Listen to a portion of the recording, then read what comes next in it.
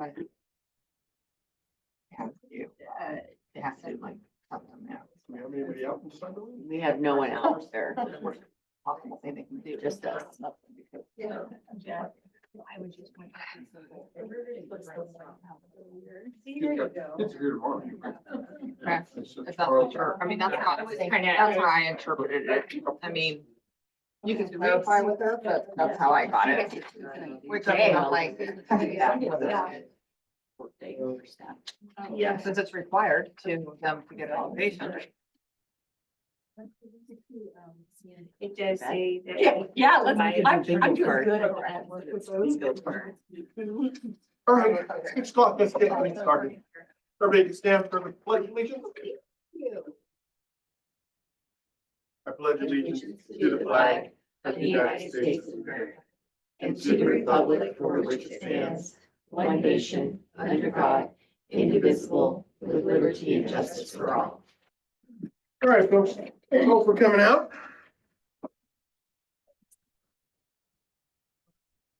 Sign up, anybody need to sign up for chat and things there, it's in the back up there.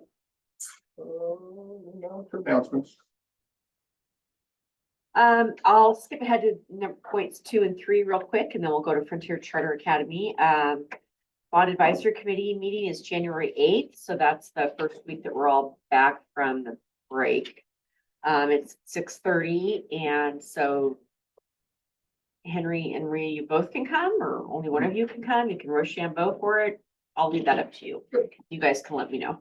And then the following night, we do have a board work session where you'll get your update on the strategic goals from our plan. And then you're also going to be going into executive session to start my evaluation process. And we'll talk about that a little bit tonight. Perfect. Okay. All right, and then we have Frontier Academy presentation tonight. Okay. So we have Todd. Should I let Bo and Melissa in as panelists? Are they gonna? Yep, and he should be coming in soon, and Bo said there you go, yes, mic privileges for him, I will thank you. do that. Katie, just watch for her, I think she's put the Okay. passcode in and jump in, everybody see Bo, very good. All right. Do you want me to? You have the I have- slide deck? or- I do. Yeah, Just a second. or I can, well, probably easier if we all see it. Not that one. You guys are right. Yeah, one of those, yep, that's it. I just want to check, Melissa, can you see the FCA slide? Yes, I can.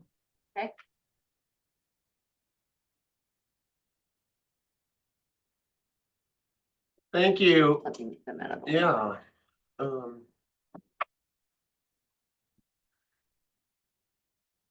So let's see here. How What's that? do I monitor if Katie shows? When she I think it'll pop up, or you can make Melissa a co-host or something. And I'll do that. Melissa, I'll make you a co-host, okay?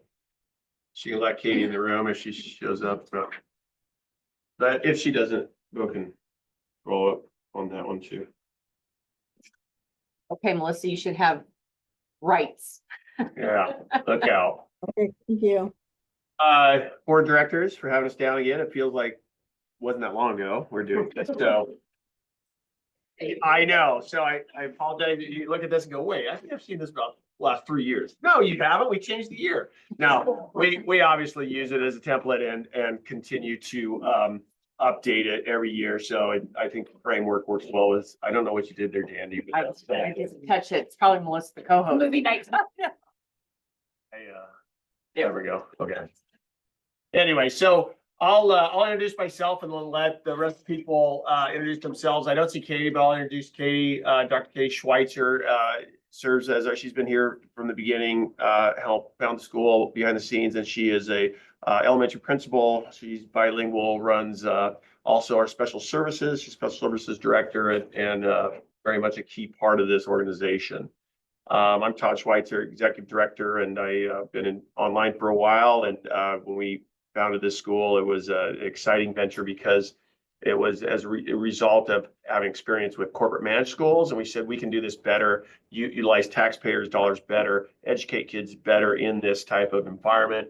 And I think we've showed that with our numbers and our staff satisfaction, our parent satisfaction, and the ODE reporting and everything. So it is doing what we set out to do. So we're overall, we're happy with that. We're not perfect by any means, but we work for continuous improvement. So with that, Melissa.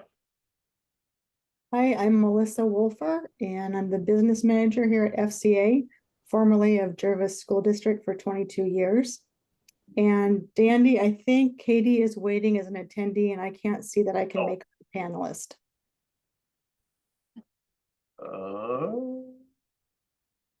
Here we go. Oop. There she is. She in or just allowed to talk? Is that all we're after? There she is. All right, Katie, you can introduce yourself if you want. Well, I'll just say what Todd said. I'm Katie Schweitzer. I'm the elementary principal and I oversee our student services. And yeah, great to kind of see you guys again. Hello, hopefully you can hear me. I'm Bo Neal. I'm the middle school and high school principal here at Frontier Charter Academy. Go ahead, Bo. You want to just get us kicked off? Oh, can you guys hear me okay? Yes. Yes, I'm Bo Neal. I'm the middle school and high school principal here at Frontier Charter Academy. Good to see you all. Yeah. You want to take the slide? What I was after. Or not. Okay. Well, yeah. Yes, I can take it. I can take it. Sorry. Crossed our wires there. So mission statement, it's the same. It's been every year. It's something that we always sort of go back to and it informs everything we do here. So basically Frontier Charter Academy is committed to offering a high quality, meaningful, authentic learning experience for students by providing the latest technology and tools available. Students engage in interactive, collaborative lessons taught by highly qualified Oregon licensed teachers to ensure that students collaborate and develop workplace skills. So this is something that we kind of use to evaluate our program, in particular the curriculum that we build. And I have an example of that on the next slide. So this is actually from our Humanities 7 class, which is an integrated language arts and social studies class for 7th graders. And the teacher, she's a great curriculum designer. She actually teaches curriculum design at Portland State University on the side in their teacher prep program. But basically, to give you a small example of what we do, so this is for just one module. It's a week-long simulation where students actually learn how civilizations develop and then how humans make modifications to their natural environment and how societies develop and change over time. And they do this through a simulation that gets at these essential questions. What was life like for hunters gathering bands? How can agriculture advance a society? And how and why do civilizations form? So in this simulation, students assume the role of one of many different characters.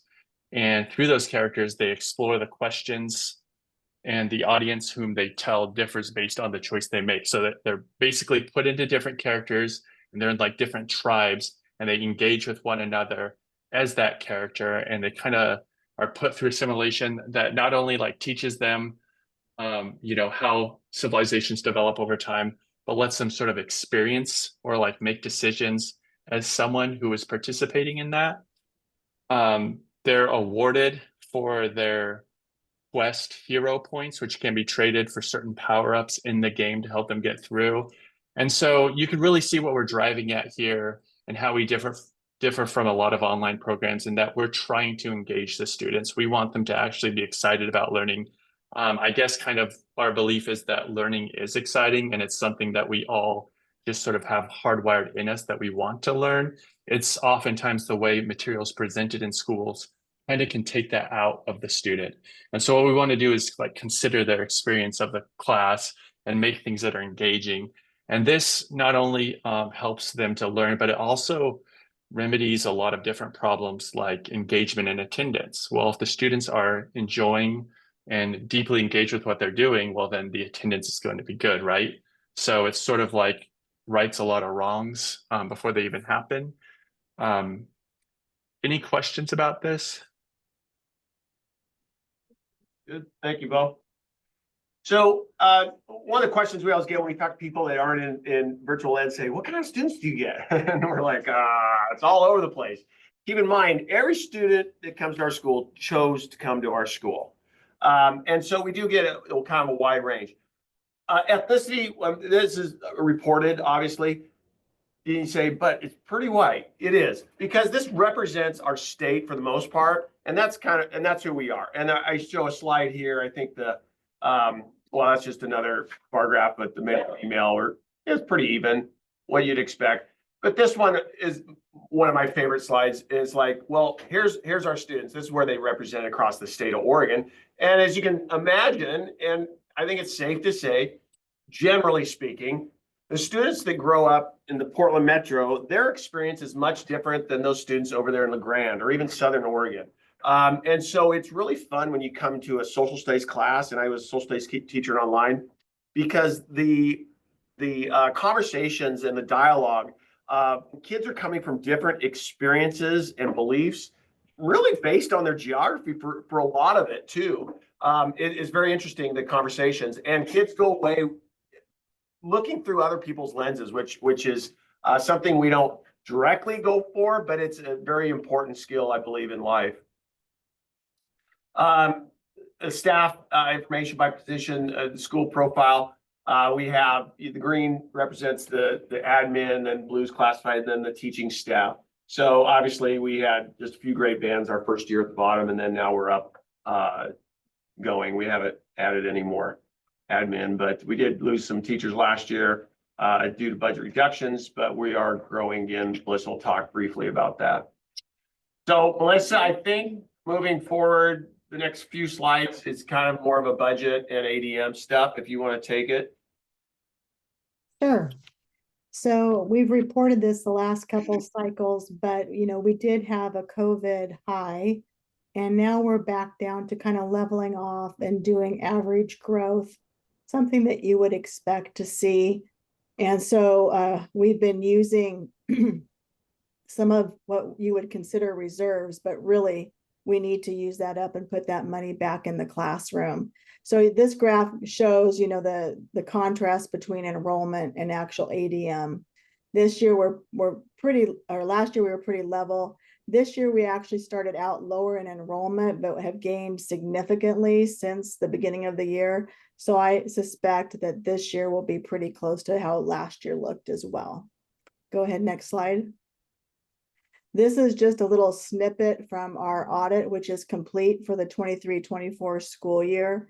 Again, you can see that we've used a little bit of our reserves down, getting it back to a more reasonable level. Again, putting as much money into the classrooms as we possibly can. Next slide. This is pretty much just a graph of some of the same information, showing in blue our revenue, in orange our expenditures, and then in gray the bottom line of how much we've carried over from year to year. And I think this goes back to Todd, maybe? Yeah, I can, no doubt. And Bo talked about, when we build our curriculum, we're not a click and get canned curriculum school. And that was one of our foundations as we built the school. And Bo talked about, if you have engaging curriculum, how does that transfer to more engaging attendance? And we show it. There's Frontier Charter Academy. We showed some of the like schools, the big virtuals in our state. The Oregon average is in red. That's all schools, building schools too, 66%. We're at 91. Willamette Connections, which is Connections Academy School. Evergreen, which is Oregon virtual, I think, in the past. And then Metro East. But yeah, we definitely, for like schools, certainly we have the highest in the state for engagement and attendance, which we're very proud of. Did we? Oh. Bo and Katie, either one of you could talk to this. Bo, you want to talk to this? I think this was actually last year's graduating class. I forgot to change the title there. It's 23-24. But the students are the 24 grads, though. Yeah. Yeah. So Anyway. just some highlights. Our 4-year graduation rate's 85%. The 5-year completion rate's 82. On track to graduate 76. And then we hit on the attendance already, but. When you work online, you serve a very transient population. A lot of students are here because they weren't successful elsewhere. So we really pride ourselves on trying to get them and bring them in where they're at and help them to make up those lost credits or missed credits and get them back on track. And in the past, we've had a summer school program that's been pretty successful. Beyond that, we also have some in-house asynchronous credit recovery curriculum that we can use that hits the same standards as the general ed class, but in a more condensed way. So that's been helpful as well. And that's all built in-house too. So yeah, that's kind of the highlights there. Yeah, and I was mentioned too on grad rate, a few years back, Department of Ed was saying, hey, students, I can't remember the term they used, but basically if a student starts high school and then leaves that high school to another high school after they start their freshman year in September, they are at 50% grad rate. That group of students is now 50% grad rate statewide. Well, ours is in the 70s for that group of students. And so it is funny, ODE, I don't think really supports virtuals, but they talk about this transient student population and how, at risk they are. And we're like, we're actually graduating these kids. So, and a lot of them do come to online schools, looking for a different answer. Yeah, Katie, you want to speak to this a little bit? Thank you. Yeah, so this is just a little bit about our student makeup. So you can kind of get an idea. This is our enrollment for our grades K through 12. Then we have about 15% of students on IEPs, which is pretty typical. We tend to not really retain ELD students. There's kind of a whole bunch of reasons for that, but we probably don't need to get into here. So we generally don't have any, and when we do have some, it's not always a great fit. So we don't have any currently. We do have 11% on 504s, which again is pretty average for the state. That's our number of staff members. And then this is just a little bit about our technology, kind of the platforms that we used. Kind of foundational when we developed the school is that we wanted to use technology and programs and systems that kids would see again, whether it's in college or in careers. So a lot of kind of the tools that they use and what we work with families are things that we know they'll see again, like Zoom or Canvas. Yeah. We have go ahead. Go ahead. You can continue with that onboarding statement. I was just going to say, we really work hard to make sure that the technology is not a hurdle or a barrier for families. You don't always know kind of the level of tech savviness we have with the people who are working with our kids. So we have a pretty robust onboarding system to make sure that they're super comfortable before they start their academic work. Yeah, and the bottom line, I was just going to add, we have 2 full-time tech support people to help not only students, but also staff too. Katie, go ahead. And every month we have a Frontier Day, and what those are field trips that are inclusive of families and siblings. We always try and have them be really engaging. They have an educational focus, but they're also just really fun. We try and have 2 events on the days that we do them. One tends to be down the I-5 corridor. That's where the bulk of our families are. And then the other one kind of rotates onto the outskirts of the state so that people have a couple different options. A lot of families make like a weekend out of it, which is really fun. So they'll choose their further option. It's a great chance for them to meet their teachers face to face, to meet their classmates face to face. So you can see just kind of a list of some of the places that we've gone. We're going to do OMSI tomorrow, actually, which is a really big one. We just have one on that day. We typically have about 200 people in attendance from our school. So we kind of pack the house, which is fun. Yeah, it is.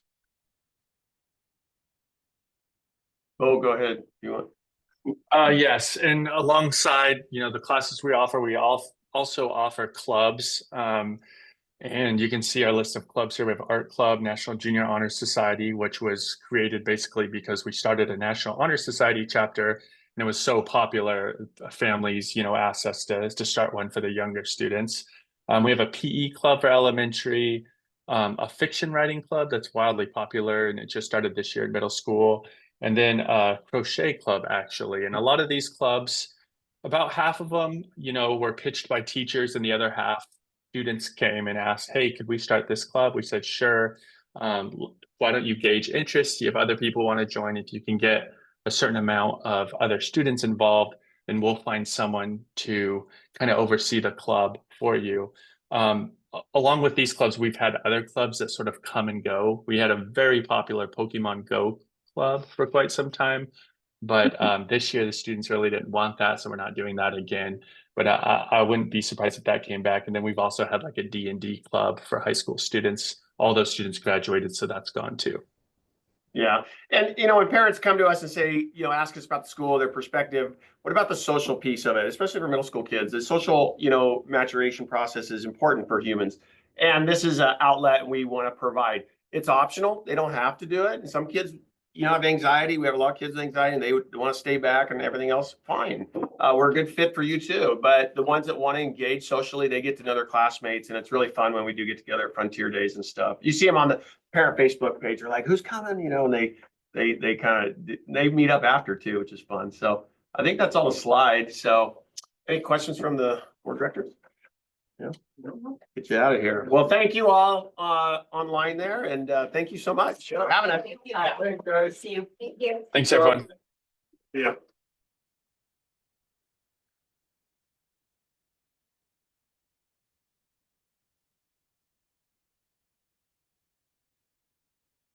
Did anybody have any changes or? Okay.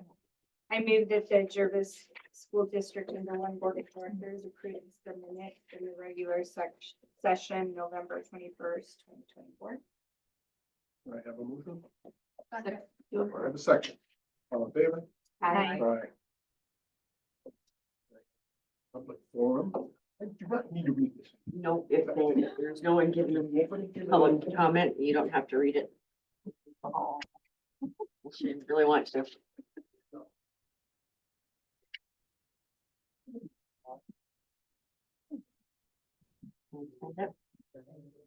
Oh. Who's the one there? Oh, very good. Oh, all right.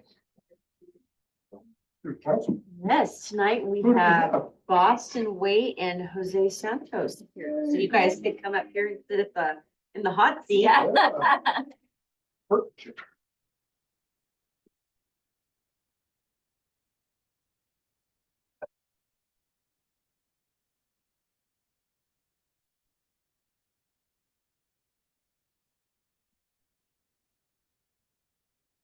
Well, I'll speak to you. Our report for December for our sports, we just started winter sports season. And for the basketball boys, they have they have a new coach and they have a lot new players and they are learning new plays for basketball. And for basketball girls, they didn't have a lot of players to come out. They didn't have a lot of players this season, but they are working through it and playing good. And then our wrestlers have a new coach, and they combined with St. Paul this year, which increased the amount of wrestlers this year. They have a good amount of dedicated boys out. And our wrestling girls, have been working very hard and have succeeded at a lot of tournaments. They have showed true dedication. Our only senior, Senya Zepeda, won the award for Girls Outstanding Wrestler this last Saturday at SIO. And then our club's yearbook, they have captured a lot of important moments for our high school, and they're gonna work together to form a yearbook for us. Now our FFA, tonight, they have an FFA meeting where they are playing White Elephant and discussing upcoming events. Coming up, many kids will have the opportunity to compete in some public speaking contests and run for district office, which is the next step from their chapter office.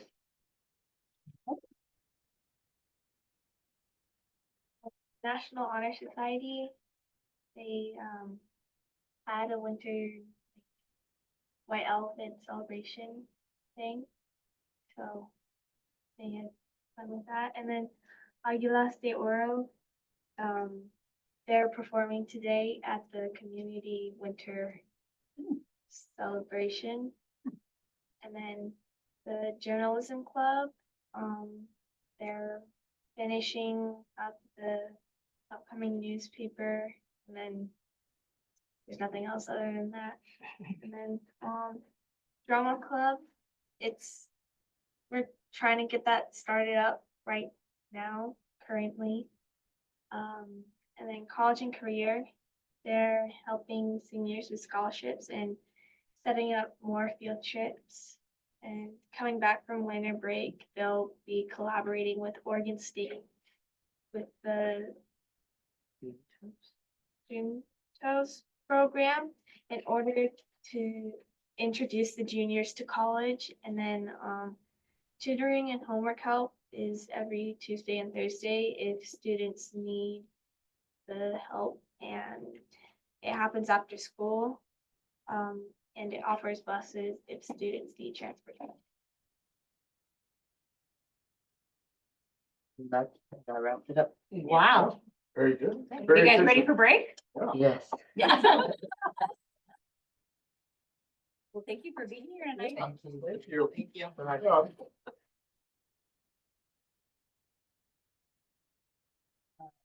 On to so tonight we have directors and managers doing reports, so we'll go ahead and start with Melinda.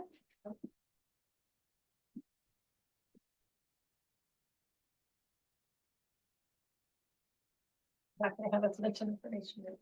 It's really hard to decide what to talk about because, What we do. So did you have the presentation? I do, I'm trying to get it. It's just a couple slides, literally like three. Why this will not? There we go. Okay, let's see here. Is that That's right there? Yeah.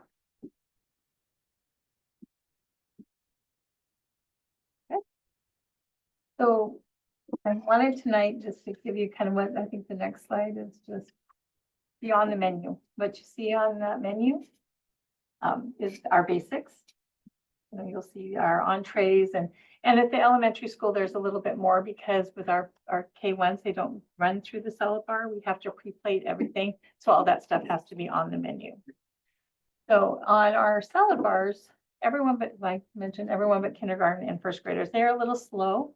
So the IAs, it would take forever to do lunch for them if they had a salad bar option, trying to make that decision.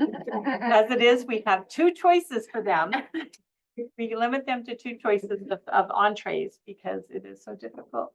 So this is our elementary salad bar, one of ours. And I think this is interesting because this one has cantaloupe that we had just a few weeks ago.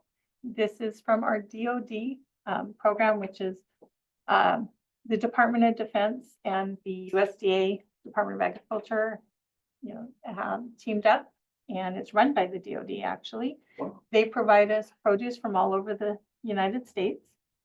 And so we got fresh cantaloupe from somewhere in the United States. So that was kind of awesome. So we were like, we want to get what we can when they have it available.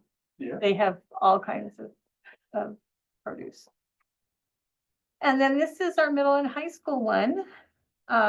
We have some plums and we have some grapes. For a few weeks in October, late September, October, and just the very first part of November, we got Iris and Family Farms will bring us cases or flats of grapes. They give us about 3 different varieties, so the kids get to enjoy that. I do limit it to the middle and high school because I'm a grandma of 16 and choking things bother me. So I have not put grapes at the elementary school. I don't want to be that person that fed them that. So that is all the end of the serving line for the K1s because we have to offer 2 vegetables. There'll be something. There'll either be some celery sticks or carrots that they can grab if they want. There'll be a bowl at the end. And then we offer juice twice a week, all days of Russian Lent because they don't have dairy. So we, rather than it be them asking for us, can they have it or single them out, we just make it available to all students. I love that. And that is my presentation. Yeah. Short and sweet. Yes. So do you have any questions about us, about this or anything else going on? Okay. I just wish we could use salt. Oh, me too. I'll never get over it. I don't understand. And I keep telling them we use the, at the high school. It's silly. I mean, like, what do you guys do with all the extra foods that are, like, what happens with all, I just see so much waste. There is waste, and it is an issue because we also have to provide enough for each student. whether at the beginning of the line or the end of the line. So we don't want to run out, and we never anticipate what kids will want. And as you know, in previous board reports, the sodium level is going down. You know, they're reducing it. And But then nothing tastes good, so it's like, that's why they are always dumping that food. yeah, and I went to a show a couple years ago and they were showing us the different cheese sauces. And he says, oh, taste this one. This is on the lower, and it tasted like cardboard. There was no flavor to it. Says you can't tell the difference. Well, yes, you can. Yes, you can. And the kids can. So So kids told me they bring their own salt shaker. Oh, can you have any seasonings? I mean, we Or can, their and own we do, I do incorporate. encourage it at the high school, especially to you. We do put some seasoning in some of our stuff. What is that? Mrs. Dash, oh, you know, adding that. I don't think they add enough.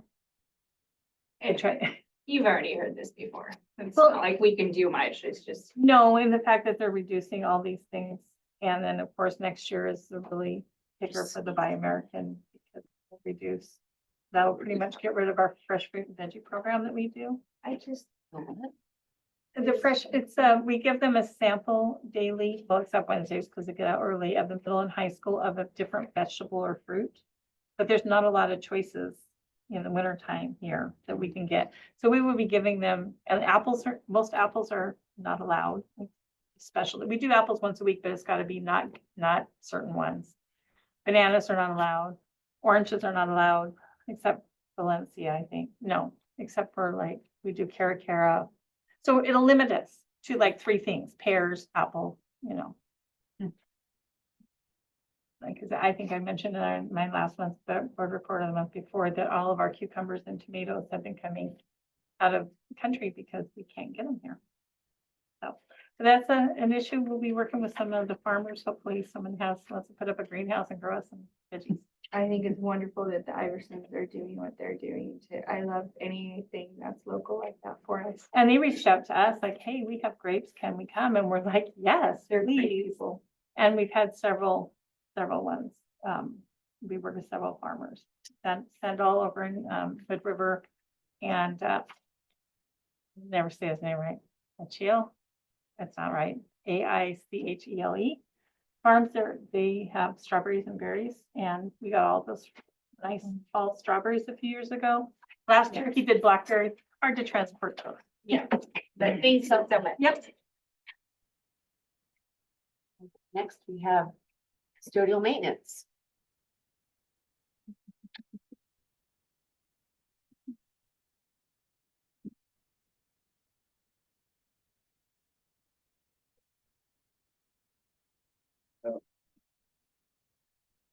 No. You're like color coordinated. They are. We did not. Wow. Wow. He has really good taste. Great, great too. Yeah.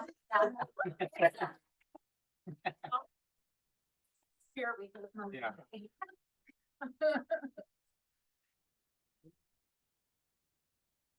So, since our last presentation, we have filled out some of the positions with our department. We had Robert Anderson, Monty, and Teresa Montes. We have missing staff that work really very hard and Can you find some older? so, the day after the bomb pass, the elementary school goes, give away. So we got a new one, along with the new boiler. We have a new water softener who is helping with calcium, and it's make it more efficient and it lasts longer. We continue to clean some areas, for the district. It's been a slow process, but we went away. It took a while to make it that Um, And the preschool needed more storage, so we constructed another shed for them. And for for additional security, buildings, we at the doors, the exit to the streets, security and safety.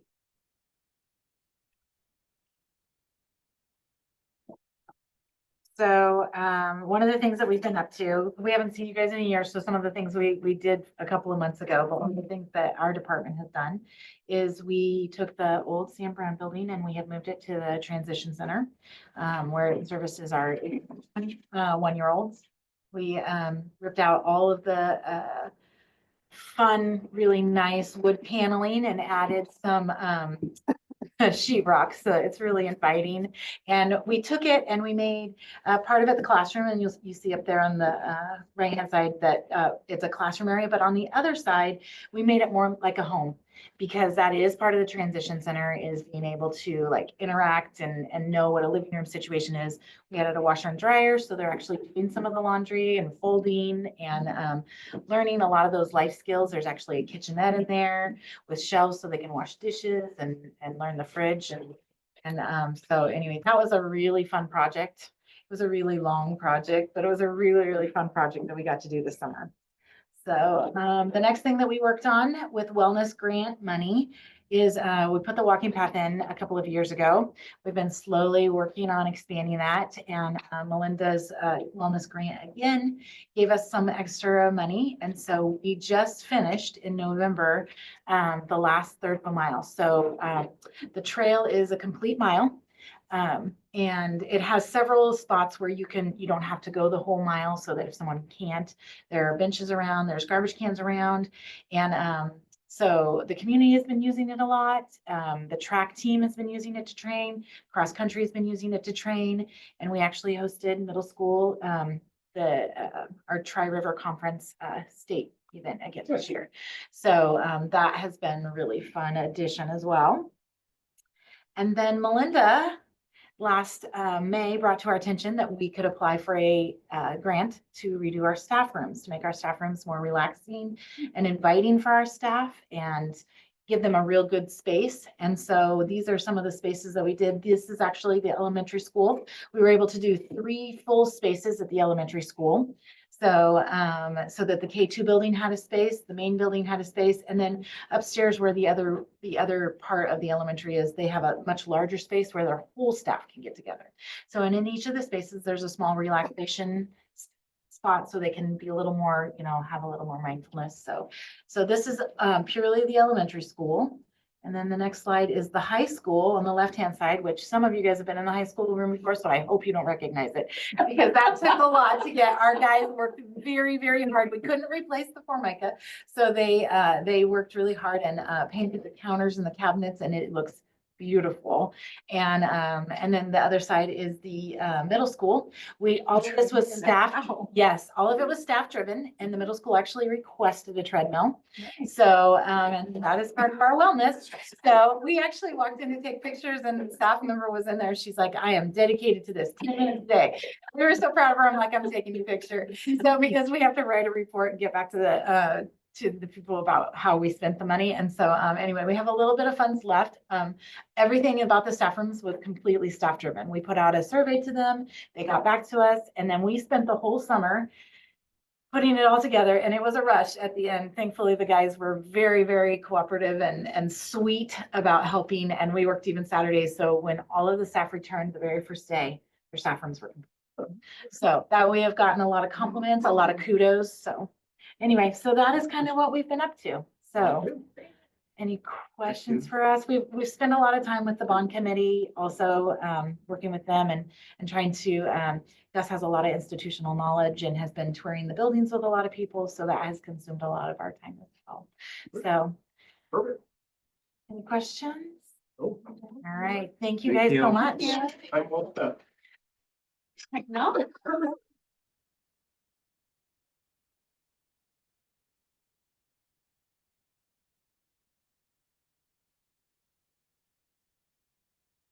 Fabulous holiday slide deck for you.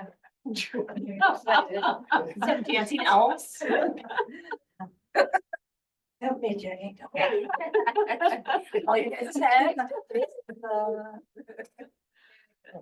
Oh, yeah. Reading.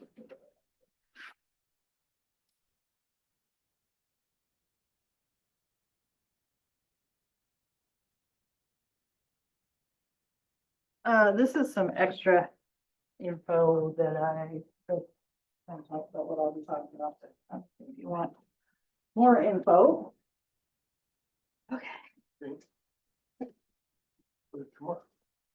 Yes, we do.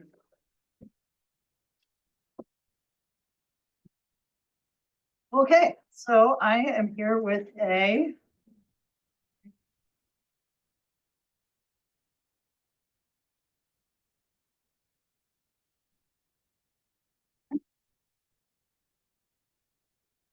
one more time. Hang on, wrong end of the thing. Okay. With a holiday wish. Okay. And that wish is for the Aptigee Mass Communication Suite. With just one click, Aptigee will share our story across all communication channels, including our website, app, school media, or social media, voice, text, and email. And we can control our brand identity and streamline communication with one common tool. I think we do a good job of communicating in the district, but I think that we could make it a little more professional and clean it up and more standardized. And so we went looking for a tool to do that. So Aptigee is an all-in-one solution.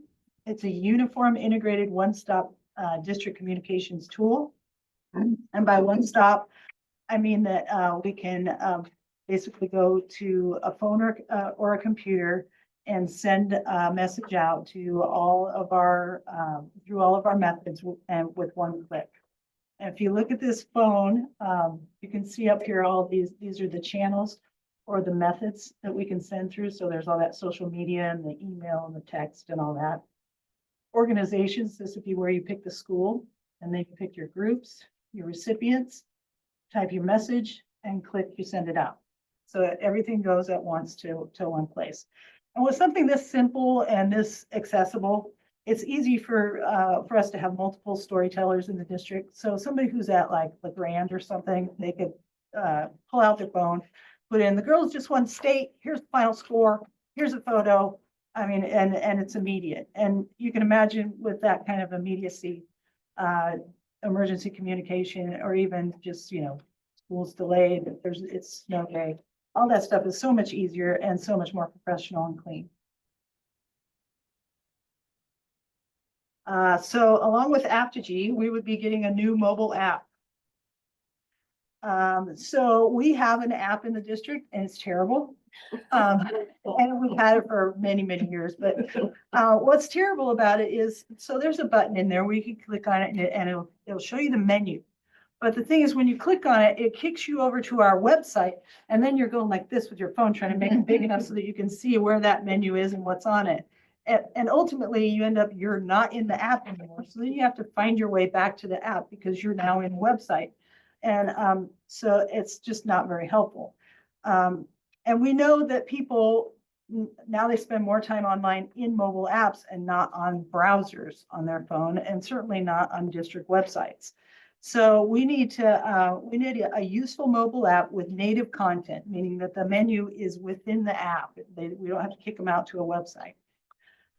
So if you look at this,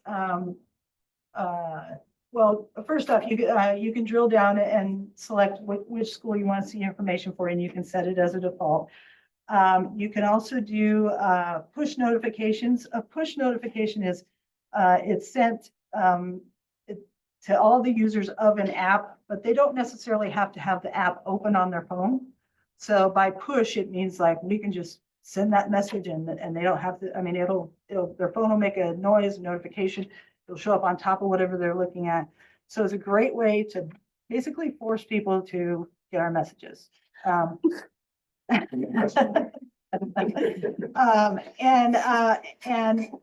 one of the coolest things about all of Aptigee is it has language translation embedded. So a message that we type in if the recipient is a Spanish speaker, a Russian speaker, Chinese, they do over 100 languages. They will receive their message in their language. So, and same thing, if they type us a message in Chinese, we will get it in English. So it's kind of a handy tool just for So that. who gets messages? Like if someone were to type back a message, who does it actually go to? Well, this is one way. So far, we're just in the one way in Oh, the okay. app, but we will get to the two-way communication in just a second. So going back, so we get a new mobile app. We also get a new website. So, and all of the Aptigee websites, and you see at the bottom, I'm going to show you 3 of them from Oregon schools that are Aptigee, but they all have these 3 things, the news, and the news things are, they're kind of like an article. They're like a longer news story, the bigger stuff. Live feed is the little things, the Twitter feed type stuff like, oh, the winter carnival's tomorrow, don't forget, or remember your permission slip, or the open houses, whatever. Those are all of your short live feed stuff. And events, you see down here, these little green boxes. I'll show you later on a bigger one, but those are calendar items. So on your website, you would have the calendar things that are coming up soon. So let's take a look at Gladstone. Okay, so Gladstone School District, you see right away, they have events, and these are those calendar items. So this is what's coming up soon for them. News, these are the longer article stories, the actual news type stories. And live feed, these are the short things. So it says Oregon Health Plan is open. There's a parents' night out. They got a grant. Please read the superintendent's letter. So the short things like that. See, let's look at Malala's. You're going to see kind of a theme here where they all kind of have those same 3 things. Well, River Schools. So events, these are their upcoming events in the next month or so. News, these are their long articles. Live feed, these are their short, quick messages. Open house. And this is what you're gonna see on your phone.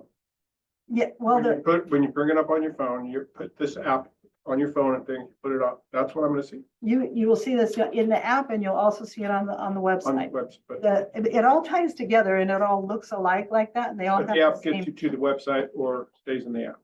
It stays in the app. Everything is native in the app. Right. Yeah, So, but it's shared content. So right. And so this is kind of the template then for the website. yeah, It looks like they're using a. yes. So they all have those three areas, but you'll Yeah. see like they have their own calendar, their own menu items here. They have, some menu items up here.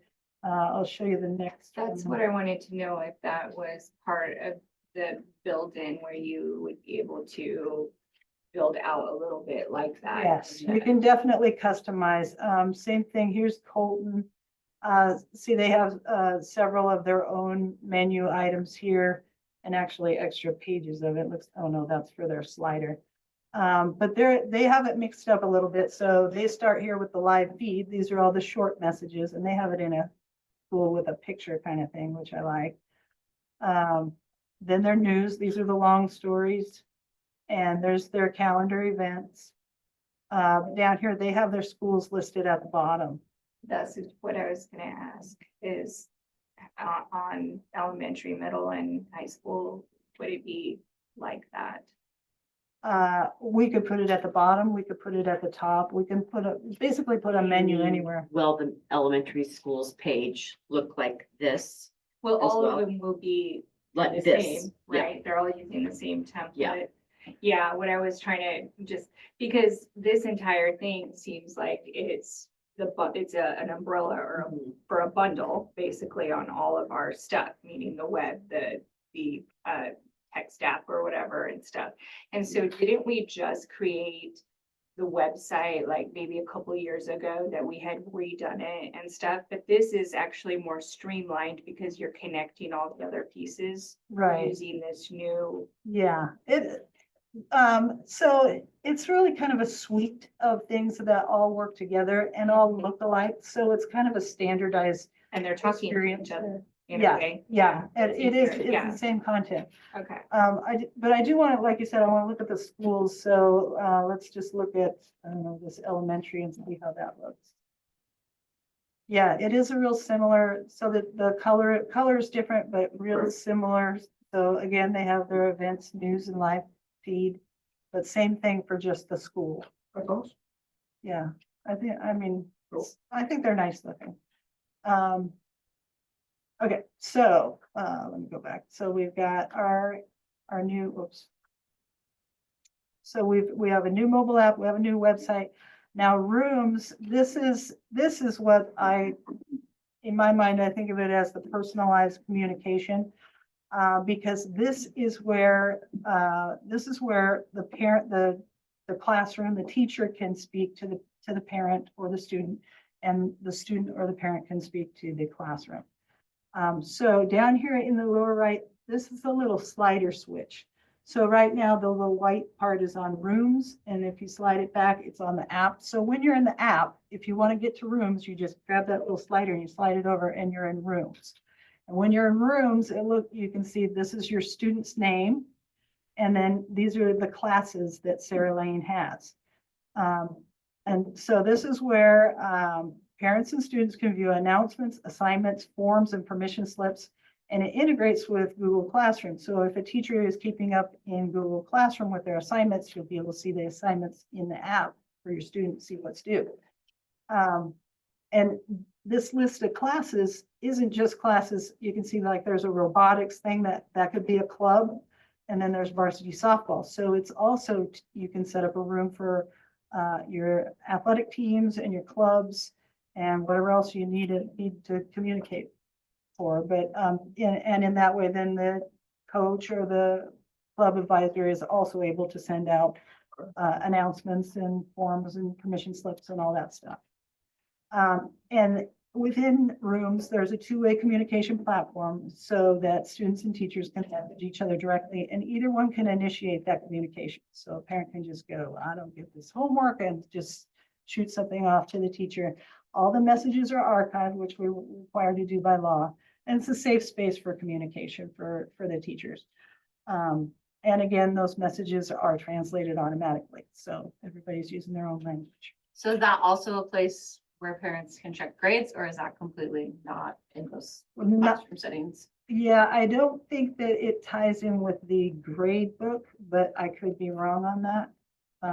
But yeah, it's definitely for assignments is what I've seen so far. Okay, so where it says the teams and the clubs then, Mhm. that's not gonna have anything to do with like in high school where we have the HEJA or HEJA or whatever, like all the ones that the different teams are using. This would Okay. hopefully replace all that. That's what I was wondering. Standardized, because a parent can end up with 5 different apps just for school stuff. you Yeah. know? But that's been one of the things that's been so irritating to me. That would be so great to have. Yes, and Everyone's using the exact same, you yeah, know. And it doesn't matter if you're on the app or the rooms.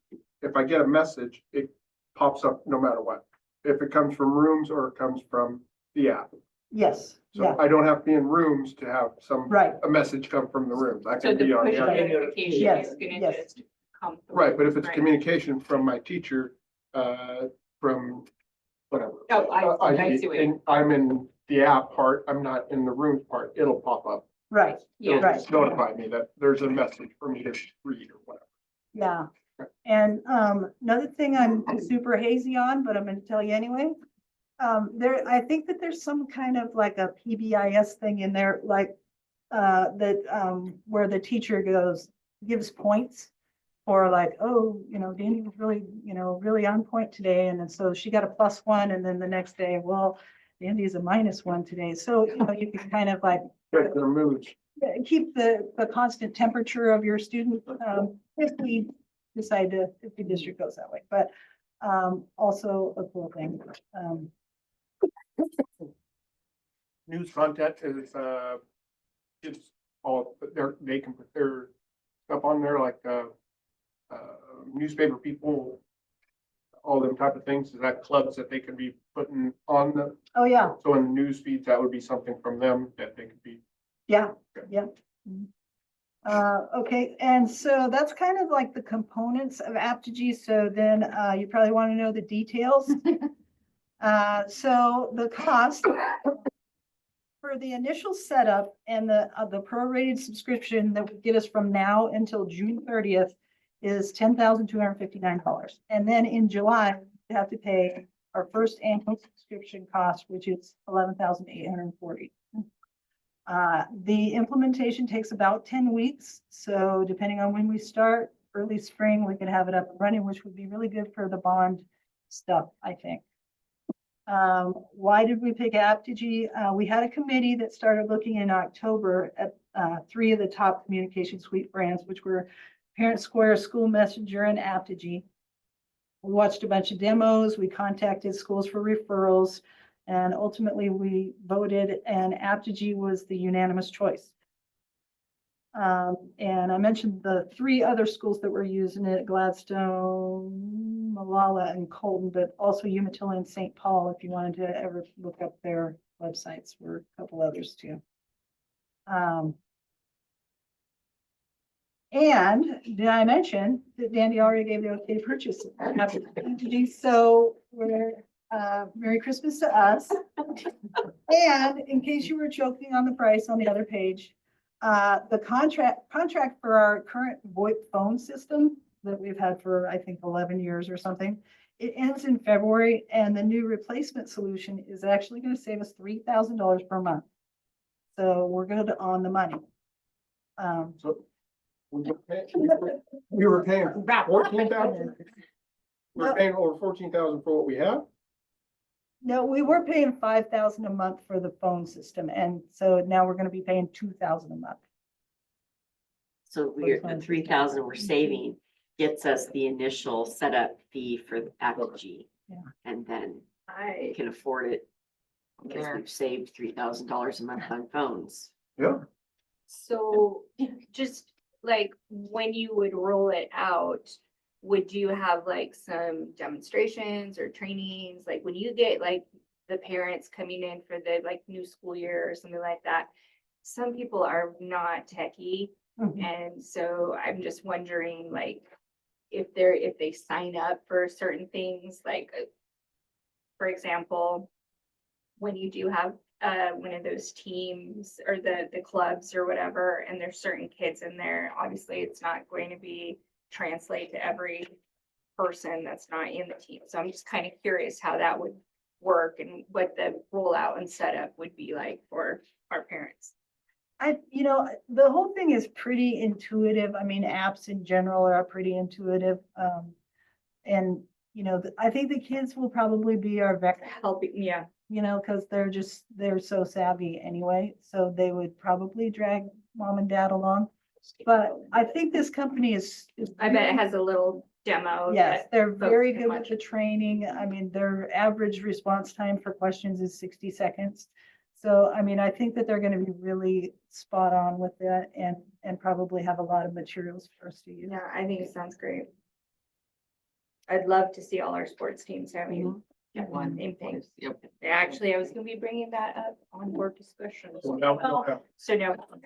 Check that. Family. Good job. Yeah. Merry Thank you. Christmas. Happy holidays indeed.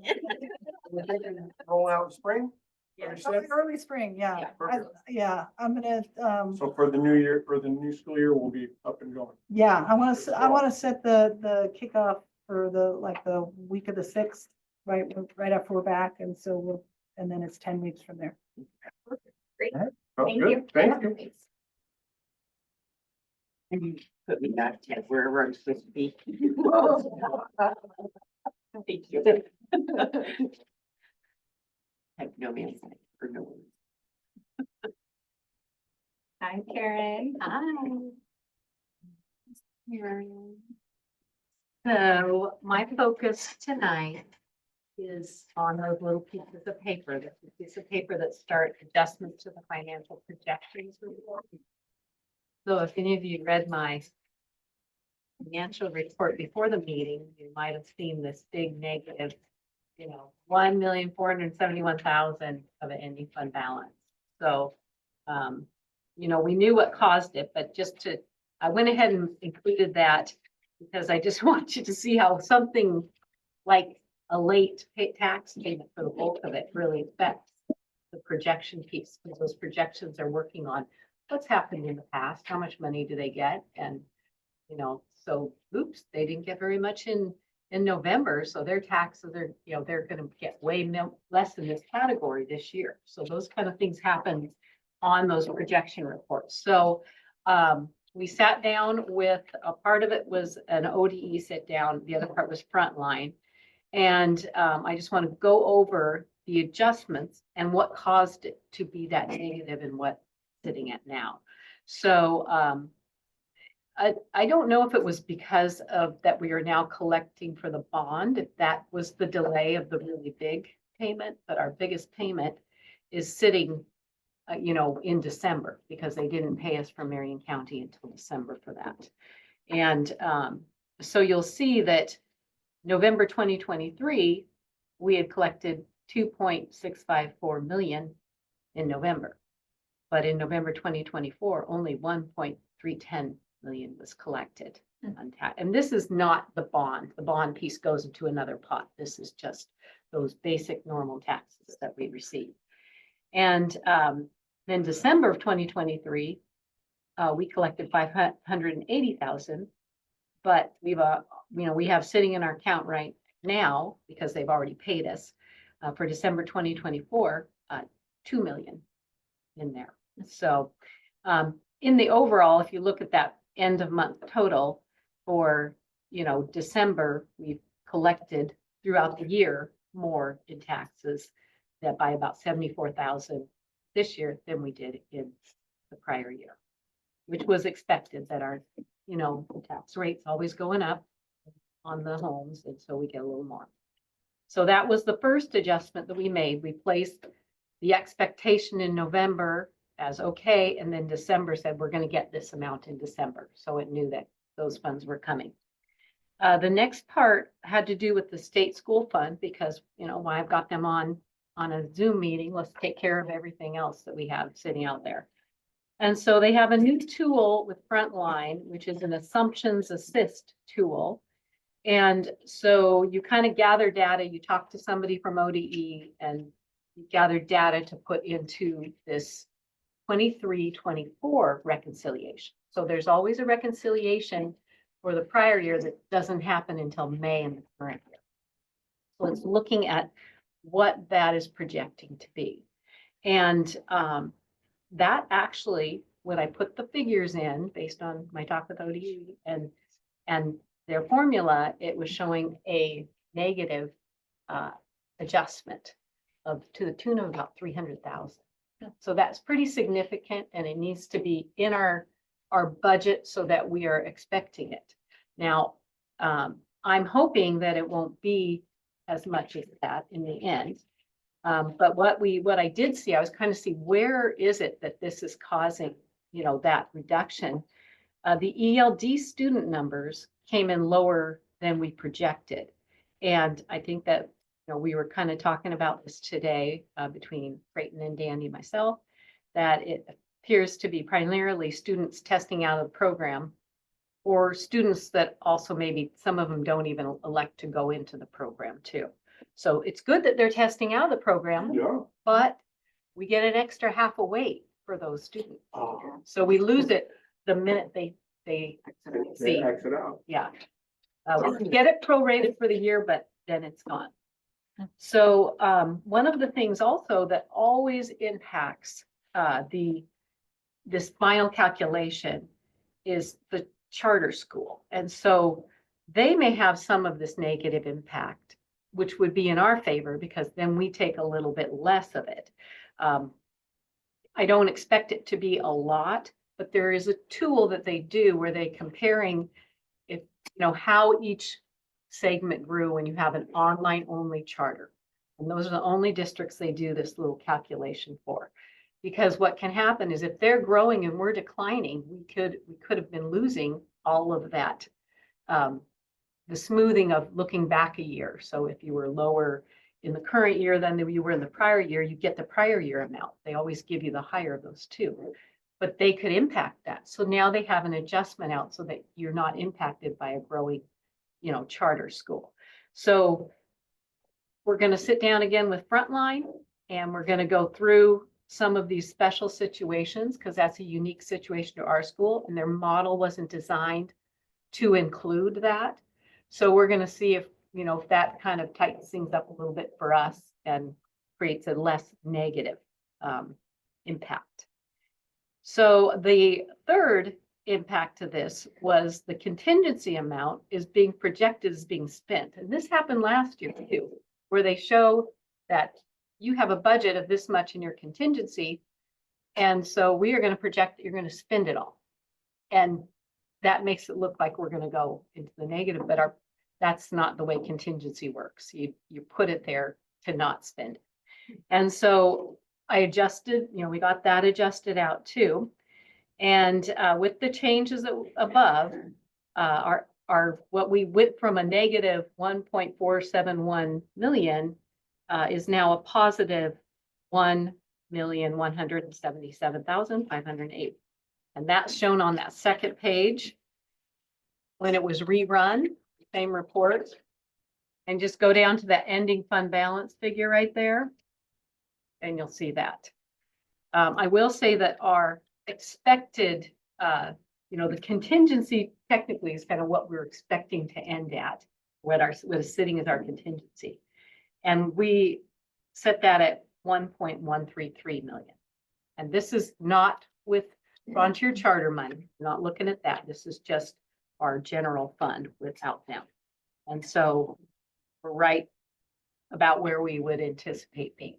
So, and just to be clear, that includes this anticipated $300,000. yes, negative. Loss. So we're Right. putting that in and we're putting that in for ourselves. Mhm. We're not going to put it to Frontier Charter. Yep. We don't really know who's going to, at this point, I don't know what percentage is theirs. And so there's kind of little reconciliations on both sides to be able to figure that out. But we're just holding a place for it because we don't want that kind of a surprise at the end of the year. So, all right. So is there any questions about any other part? Okay. Thank you. Thank you. Thank you. That's good explanation. I just want to say it's so important, that it demonstrates how important it is to be looking at every component of the budget all the time. Because that's how districts get in trouble when you're not thinking about, oh, how does the reduction in the ELD fund all of a sudden, like the first year it's a $300,000 hit, the second year it's a $250,000 hit. How do you plan for that? So I have Creighton calling his contacts there at ODE to see if maybe there's more benefit to us in having the kids test out later in the year. Because we tried to get all of them tested by March so that then they could focus on the other assessments. Well, if it's going to cost us a couple $100,000 and we should just wait until the end of May, then at least we'll have reduced money for the coming year, but we can plan for that, right? We know where that, rather than them shorting us. Halfway through. Yeah. So anyway. Okay, you had my report. I will further touch on the bond project, my evaluation with the discussion items, if there was anything else. I did secure the guest speaker for August in-service. I haven't signed the contract yet, so I'm not going to say who it is, just in case something falls apart. But Andrew had a grant for between 7,000 and 10,000. He's not sure how much that exactly is going to be yet. And then I believe the total bill for this person is just under $11,000. But besides doing the staff in service, I'm going to have this person do a community presentation as well. So he'll be in town, he'll do a community night, we'll have a dip, and then the next day we'll come back and just do a presentation with our staff. So I thought that'd be kind of a fun. And so when I sign the contract, I'll show you a blurb of who it is. And so between Andrew's grant, I think Creighton has some money from the community grant, and then I've got the Office of the Superintendents and funds. We're dialed on that, so that'll be fun.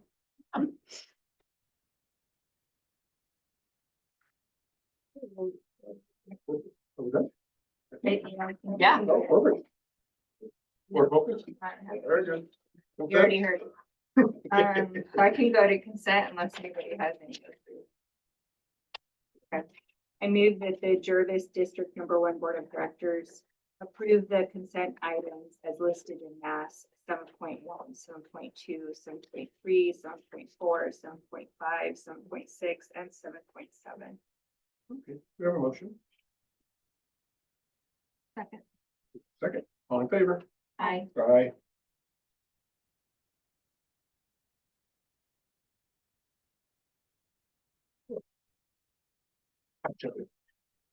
Oh, the second.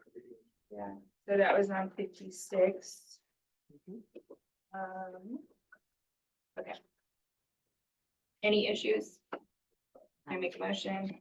I move that the Jervis School District Number One Board of Directors adopts and or approves changes to policies A, C, and G, J, E, C, A as shown in action items 12-24-8.1. We have a motion. Second, any more discussion? She got it. She's on a roll tonight. Go. Or like. All in favor? Aye. So we have a whole slew of policies for first reading. They have been vetted by the different departments that are in charge of these things. Like FEMLA went through the business office. So if you have questions, we can bring them up for a work session. Otherwise, they'll be slated for action at your January meeting. Good.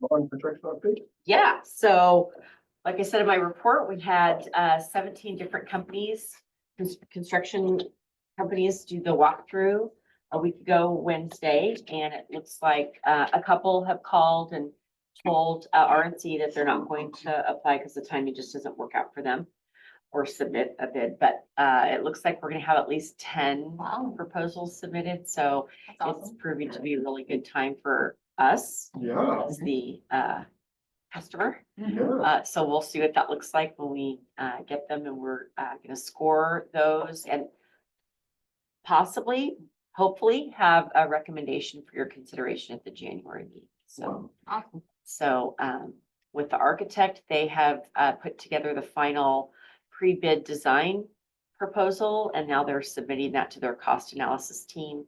And so we should be getting that preliminary information sometime over the break. So we'll have it when we come back. And then, you know, if we have to start whittling down, then we'll get our pencils out and figure out what we're gonna do. So we don't really know anything until we get that information, but we are moving right along, and I cannot imagine doing this without RNC. Yeah. I Can you imagine? Having a group of 10? cannot. I know, we're just No. a walkthrough. Yeah, it's just unbelievable. So Very time consuming. it's really exciting. Good. Any questions on that? No. Newsletter wise, Kendra, when is the newsletter getting mailed out? Is that next week? No, actually, I'm sure it's probably already. Oh, We talked yesterday. okay, all right. Marie. So Eagle Web is putting out our newsletter. It goes to every registered household. It's a 6-pager this time, I believe. Wow. And in there, there's a double-sided about bond updates. So we thought it was good to do that. We'll be happy about that. Okay, so then the final thing is my evaluation. Christian Miles will be able to be here at your work session. Next month, we'll go into executive session after you hear the presentations by the 4 goals groups. So what I've given you is my self-reflection or my self-evaluation. She will walk you like she does before. It takes you an executive session. She'll walk you through the ratings and if you have any comments, you can give them there. She'll put it together in a document. You guys will have me come out of my office, share the ideas, and then if we're all in agreement, someone, probably Christian, will do it for you. Will help put together a summary, which you can then read and adopt at the next meeting. So. Very good. So if you have questions about my self-reflection, just send me a text or email me or, clarify on the 9th. I guess that's when I see you guys. Yeah. Yeah. There's nothing you see.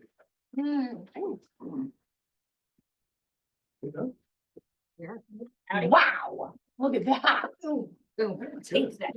Yeah. We were way ahead. You guys are. No, I want to eat hazelnuts or whatever Oh, these are. yes, the hazelnuts. I think there's names over there. Yeah. I think they're, yeah, I think that was Josh's little brother. I can't remember the one that was. I like, now that my kid has graduated, I keep losing who's who. Who's who, yeah. And that kind of sucks, to be honest. Yeah, Because, that's true. although, Well, we're adjourned. but